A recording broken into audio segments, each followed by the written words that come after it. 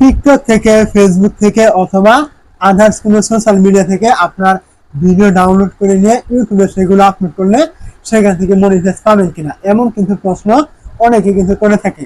তো আপনি সেখান থেকে মনিটাইজ পাবেন, আবার এখান থেকে মনিটাইজ আপনি পাবেন না। তো এখানে কিন্তু দুইটা কারণ রয়েছে।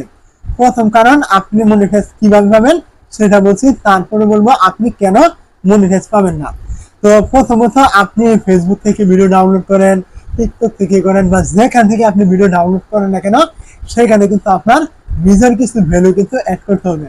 যেমন ধরেন, আপনি টিকটক থেকে কারো একটি ভিডিও আপনি ডাউনলোড করলেন, সেখান থেকে আপনাকে মনিটাইজ পেতে হলে কিন্তু ওই ভিডিওটার ভিতরে আপনাকে কিন্তু ভয়েস ওভার করে নতুন করে কিন্তু একটি স্টোরি কিন্তু আপনাকে ওখানে দিতে হবে, তবে কিন্তু আপনি সেখান থেকে মনিটাইজ কিন্তু পাবেন।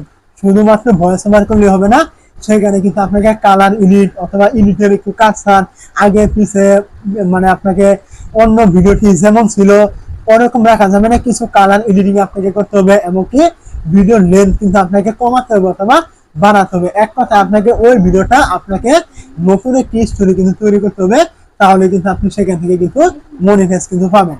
আর যদি আপনি এইগুলো না করে আপনি শুধুমাত্র টিকটক থেকে ভিডিও ডাউনলোড করেন, ফেসবুক থেকে ভিডিও ডাউনলোড করেন, উমুক থেকে তুমুক, মানে যেখান থেকে খুশি আপনি সেখান থেকে ভিডিও ডাউনলোড করে যদি আপনি চ্যানেলে আপলোড করে দেন, জিন্দিগিতে আপনি সেখান থেকে মনিটাইজ কিন্তু পাবেন না। ওইখান থেকে কিন্তু আপনার রিউজ কন্টেন্ট কিন্তু চলে আসবে।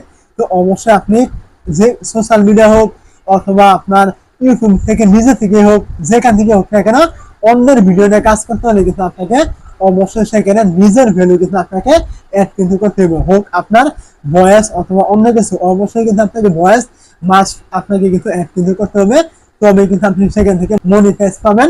তারপরে কিন্তু আপনার রিস্ক কিন্তু সেখান থেকে যায়। যে কোনো সময় কপিরাইট স্ট্রাইক চলে আসবে, কপিরাইট ক্লেম চলে আসবে, বিভিন্ন রকমের সমস্যা কিন্তু আপনাকে ফেস কিন্তু করতে হবে।